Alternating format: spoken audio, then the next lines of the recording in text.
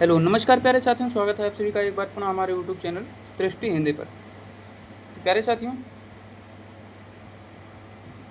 आजकल जो परीक्षा के दृष्टिकोण है आरओ और यूपीपीसीएस, इसमें करंट अफेयर्स एक बहुत ही महत्वपूर्ण भूमिका निभाती है, जिसमें लगभग 35 से 40 क्वेश्चन के बीच में समसामयिक करंट अफेयर्स आती है।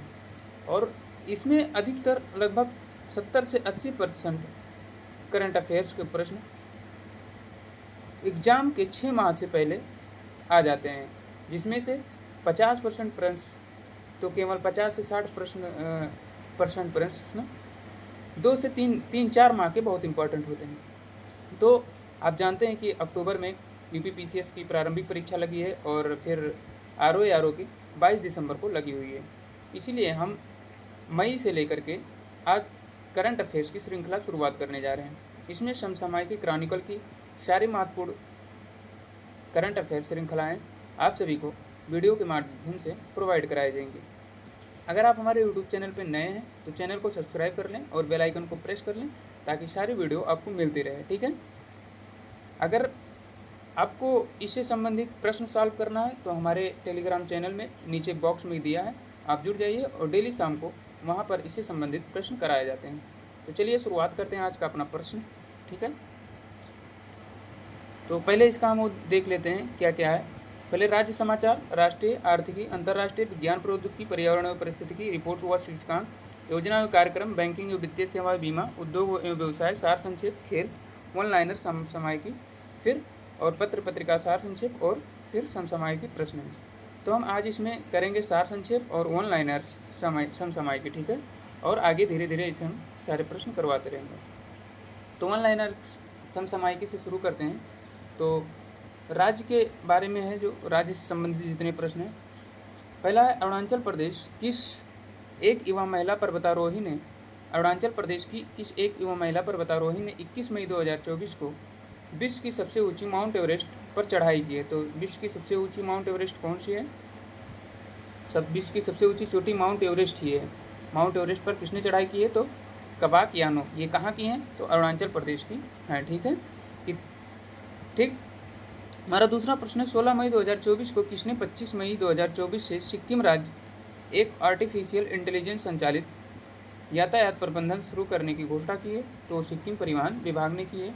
15 मई 2024 को राजस्थान की किस पहली महिला मंत्री का जयपुर राजस्थान में निधन हो गया? तो कमला बेनीवाल। आप सब करंट अफेयर्स पढ़ते समय बहुत ध्यान रखिएगा कि कोई चीज़ अगर पहला हुआ है तो आने की संभावना ज़्यादातर हो जाती है।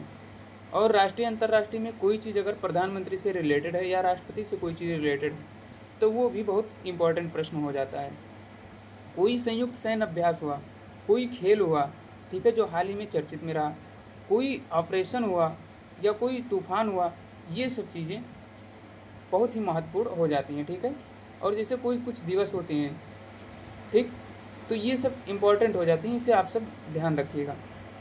हमारा नेक्स्ट प्रश्न है चौथा। 14 मई 2024 को 7 दिवसीय प्रतिष्ठित उत्सव गंगमा जतारा पारंपरिक अनुष्ठानों के साथ कहां पर शुरू किया गया? तो आंध्र प्रदेश तिरुपति में। 14 मई 2024 को भारतीय वायुसेना ने कहां पर भीष्म पोर्टल क्यूबस का परीक्षण किया? तो आगरा उत्तर प्रदेश में। ये इंपॉर्टेंट रखेंगे। यूपी स्पेशल जो भी हो, अगर उत्तर प्रदेश की एग्जाम आप दे रहे हैं तो उसके लिए ये बहुत महत्वपूर्ण हो जाती है यूपी करंट अफेयर्स की। ठीक है, हमारा नेक्स्ट है स्टील अथॉरिटी ऑफ इंडिया, जिसे सेल कहते हैं, की सहायक कंपनी भिलाई स्टील प्लांट, आप बताएंगे भिलाई स्टील प्लांट कहाँ है, ने किस जलाशय में छत्तीसगढ़ की पहली 15 मेगावाट फ्लोटिंग सौर परियोजना स्थापित करने की घोषणा की है? तो कौन सी है? तो मरोदा वन जलाशय। ठीक है। 12 मई 2024 को महाराष्ट्र के किस टाइगर रिजर्व में पहली बार एक तेंदुआ बिल्ली देखी गई है? तो पेंच टाइगर रिजर्व में। पेंच टाइगर रिजर्व कहाँ है? तो महाराष्ट्र में है। ठीक है। 13 मई 2024 को इंटरनेशनल टेनिस फेडरेशन ITF की जूनियर 13 टूर्नामेंट का उद्घाटन कहाँ किया गया? तो लखनऊ में, जूनियर 30। ठीक है। हाल ही में किसे मेघालय की पहली महिला पुलिस महानिदेशक DGP नियुक्त किया गया? तो इदिसिसा नोग्रांग। ये याद रखिएगा, बहुत इंपॉर्टेंट है, पहली है और महिला भी है, इसलिए बहुत ज़रूरी है। ठीक है, और जनजातीय क्षेत्र में मेघालय में जानते हैं। हाल ही में नागालैंड के मुख्यमंत्री नेफ्यू रियो के साथ किस देश के राजदूत कोहिमा शांति स्मारक का उद्घाटन किए? तो जापान। भारत सरकार के दूरसंचार विभाग DOT द्वारा कहाँ पर टेलीकॉम डिजाइन सहयोग स्प्रिंट का आयोजन किया गया? तो IIT बेंगलोर में। 8 मई 2024 को किसके द्वारा राज्य भर में वानाग्नि को स्थिति के चलते उत्तराखंड के रुद्रप्रयाग जिले में फिरूल लाओ पैसे पाओ मशीन मिशन की शुरुआत की गई? फिरूल लाओ पैसे पाओ मिशन की शुरुआत किसने की? तो मुख्यमंत्री पुष्कर सिंह धामी, उत्तराखंड में। ठीक है। भारतीय वायुसेना ने हाल ही में उत्तराखंड के पौड़ी गढ़वाल जिले में वानाग्नि पर काबू पाने के लिए किस ऑपरेशन का संचालन किया? तो बॉम्बी बकेट का संचालन किया है। ठीक है। हमारा अगला है, हाल ही में किस राज्य सरकार के स्वास्थ्य विभाग ने वेस्ट नाइल बुखार के लिए अलर्ट जारी किया है? तो केरल सरकार ने। हाल ही में भारतीय प्रौद्योगिकी संस्थान पटना ने किस स्टार्टअप योजना के तहत विकसित अपने हल्के कॉम्पैक्ट इन्वर्टर के लिए पेटेंट हासिल किया है? तो पोर्टेबल पावर टेक्नोलॉजी ने। ठीक है। हमारा अगला है, कोलकाता में जन्मी इतिहासकार लेखिका श्रावणी बासु को साहित्य तथा साझा ब्रिटिश भारतीय इतिहास के अध्ययन के क्षेत्र में उनके योगदान के लिए किस विश्वविद्यालय ने डायरेक्टर मानद की उपाधि प्रदान की है? तो लंदन विश्वविद्यालय ने। इसे नोट कर लीजिएगा, बहुत इंपॉर्टेंट प्रश्न है। ठीक है। अब आइए हम राष्ट्रीय संबंधित प्रश्न देखते हैं कि राष्ट्रीय में क्या क्या पूछा जा सकता है। ठीक है। 23 मई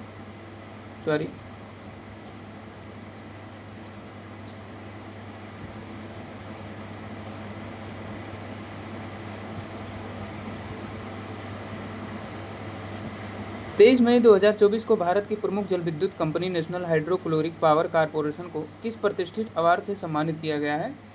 तो हाल ही में 23 मई को भारत की प्रमुख जल विद्युत company national hydro electric power of corporation को किस प्रतिष्ठित अवार्ड से सम्मानित किया गया है? तो the Economic Times HR World Future Ready Organisation Award 2024-25 से सम्मानित किया गया। ठीक है।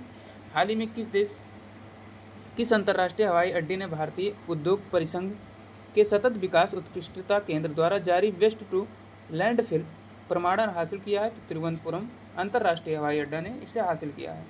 हाल ही में श्रीलंका के पूर्वी प्रांत के गवर्नर सेंथिल थोंडामन ने किस भारतीय आध्यात्मिक गुरु को श्रीलंका में भारतीय मूल के तमिलों के 200 वर्ष पूरे होने के उपलक्ष्य में जारी किया गया पहला डाक टिकट भेंट किया है? तो श्री श्री रविशंकर ने इसे भेंट किया है। ठीक है।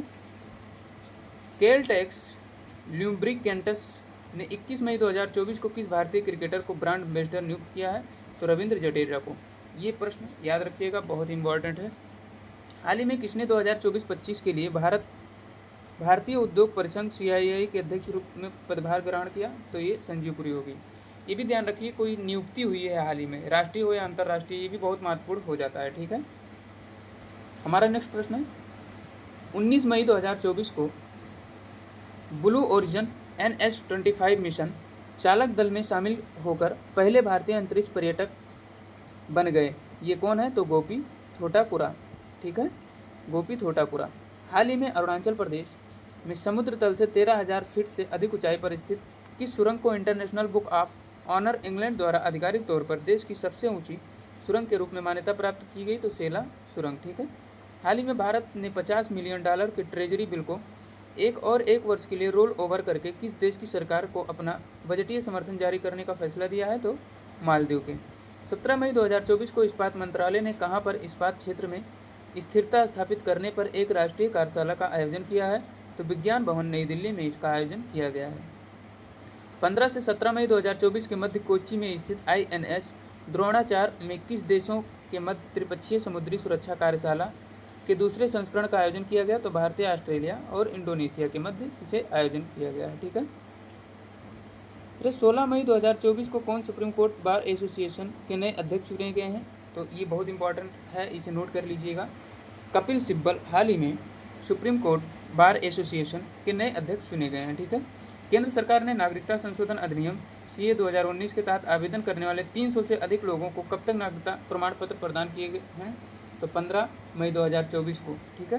किस विभाग ने पश्चिम बंगाल में दार्जिलिंग के बेंगडुबी आर्मी कैंप में अपने आउटरीच कार्यक्रम के हिस्से के रूप में समाधान अभियान का आयोजन किया है? तो पूर्व सैनिक कल्याण विभाग ने।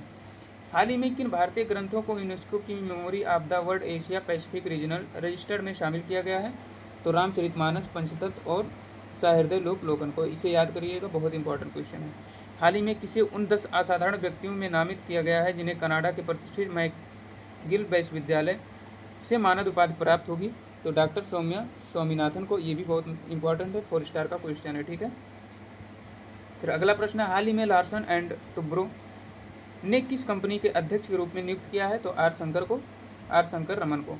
10 मई 2024 को किसने भारतीय नौसेना के कार्मिक प्रमुख के रूप में कार्यभार संभाला है? तो वाइस एडमिरल संजय भल्ला।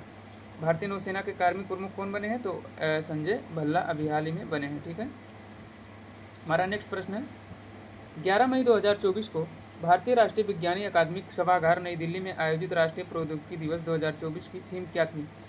तो इसे याद रखिएगा, इम्पोर्टेंट प्रश्न है, राष्ट्रीय से संबंधित है, इसलिए सतत भविष्य के लिए स्वच्छ और हरित प्रौद्योगिकियों को बढ़ावा देना, ठीक है। SDG से भी इसके संबंध है, ठीक है। 11 मई 2024 को Chief of Defence Staff CDS General Anil Chauhan ने समाज के लिए परमाणु, जल, भोजन और स्वास्थ्य सुरक्षा विषय पर 2 दिवसीय कार्यक्रम उद्घाटन कहाँ किया है? तो मुंबई स्थित भाभा परमाणु अनुसंधान केंद्र पर। अंतर सेवा संगठन कमांड नियंत्रण एवं अनुशासन अधिनियम किस तिथि से लागू होगा? तो 10 मई 2024 से, कोई ये जरूरी नहीं है। 9 मई 2024 को भारतीय तटरक्षक बल और हिंडाल्को इंडस्ट्रीज ने जहाज़ों के निर्माण के लिए भारतीय सार्वजनिक और निजी शिपयार्डों में किसके निर्माण और आपूर्ति के लिए समझौता ज्ञापन पर हस्ताक्षर किया है? तो स्वदेशी समुद्री ग्रेड एल्युमिनियम। 9 मई 2024 को कौशल विकास एवं उद्यमिता मंत्रालय ने किस योजना के तहत 2 पायलट परियोजनाओं के संचालन के लिए महिंद्रा एंड महिंद्रा लिमिटेड के साथ एक समझौता ज्ञापन पर हस्ताक्षर किया है? तो ड्रोन दीदी योजना के तहत, ठीक है। हमारा नेक्स्ट प्रश्न है, 9 से 10 मई 2024 को नई दिल्ली में सशस्त्र बलों की संयुक्ता और एकीकरण में परिवर्तन चिंतन 2 सम्मेलन किसकी अध्यक्षता में आयोजित किया गया? तो CDS जनरल अनिल चौहान, ठीक है। बुनियादी ढांचे के विकास में उभरती प्रौद्योगिकियों पर 2 दिवसीय राष्ट्रीय संगोष्ठी उद्योग बैठक का आयोजन किसके द्वारा किया गया? तो DRDO द्वारा किया गया है, ठीक है। हमारा अगला है, 7 मई 2024 को रसायन और उर्वरक मंत्रालय के फार्मास्यूटिकल्स विभाग ने भारतीय उद्योग परिसंघ के सहयोग से मेडिटेक स्टैकथॉन 2024 का शुभारंभ कहाँ किया है? तो नई दिल्ली में किया है। 7 मई 2024 को कमांडेंट कॉन्क्लेव का 6ठा संस्करण एकीकृत रक्षा स्टाफ मुख्यालय का तत्वाधान कहाँ आयोजित किया गया? तो सैन्य प्रौद्योगिकी संस्थान पुणे में। सीमा सड़क संगठन BRO ने नई दिल्ली में अपना 65वां स्थापना दिवस कब मनाया? तो 7 मई 2024 को। ICICI बैंक ने अपने NRI ग्राहकों को द्वारा अंतर्राष्ट्रीय मोबाइल नंबर का उपयोग कर भारत में UPI भुगतान करने की सुविधा प्रदान करने के लिए किसके साथ साझेदारी की है? तो NPCI national payments corporation of India के साथ। वित्त मंत्री निर्मला सीतारमण ने 6 मई 2024 को GST अपीलीय न्यायाधिकरण GSTAT के पहले अध्यक्ष के रूप में किसे नियुक्त किया? तो सेवानिवृत्ति न्यायमूर्ति संजय कुमार मिश्रा को, ठीक है। फिर है, हाल ही में अंतर्राष्ट्रीय गैर लाभकारी संगठन रिपोर्टर्स विदाउट बॉर्डर्स द्वारा जारी नवीनतम वार्षिक विश्व प्रेस स्वतंत्रता सूचकांक, बहुत ही इंपॉर्टेंट क्वेश्चन है, यह आएगा पक्का है। विश्व प्रेस स्वतंत्रता सूचकांक 2024 में 180 देशों की सूची में भारत किस स्थान पर है? तो 159वें स्थान पर है। तो जारी कौन करता है? तो रिपोर्टर्स विदाउट बॉर्डर्स जारी करता है, ठीक है। विश्व वार्षिक प्रेस स्वतंत्रता सूचकांक में कुल कितने देश शामिल, मतलब कितने देशों की आंकड़ा जारी किया गया? तो 180 देशों में। भारत किस स्थान पर है? तो 159वें स्थान पर है, ठीक है। ब्रिटेन की किस गैस कंपनी ने BP ने 30 अप्रैल 2024 को किसे भारत प्रमुख रूप से नियुक्त करने की घोषणा की है? तो कार्तिकेय दुबे को। हाल ही में NHPC लिमिटेड ने फ्लोटिंग सोलर उद्योग के लिए प्रौद्योगिकी प्रदाता के रूप में काम करने वाले नॉर्वे की किस कंपनी के साथ एक समझौता ज्ञापन पर हस्ताक्षर किया? तो मेसर्स ओशनसन। 29-30 अप्रैल 2024 को महत्वपूर्ण खनिज शिखर सम्मेलन लाभकारीकरण और प्रसंस्करण क्षमताओं में वृद्धि का आयोजन कहाँ किया गया? तो नई दिल्ली के इंडिया हैबिटेट सेंटर में। हाल ही में नई दिल्ली में आयोजित महत्वपूर्ण खनिज शिखर सम्मेलन खान मंत्रालय ने महत्वपूर्ण खनिज के क्षेत्र में ज्ञान आधारित सहयोग प्रदान करने के लिए किस संगठन के साथ समझौता ज्ञापन पर हस्ताक्षर किया? तो शक्ति सस्टेनेबल एनर्जी फाउंडेशन, ठीक है।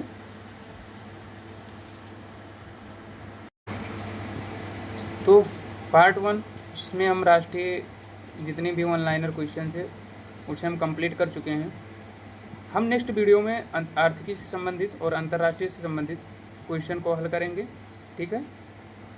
ये वीडियो आपको कैसे लगी? अगर अच्छी लगी हो तो आप वीडियो को लाइक करें और एक अपना कमेंट ज़रूर छोड़ें।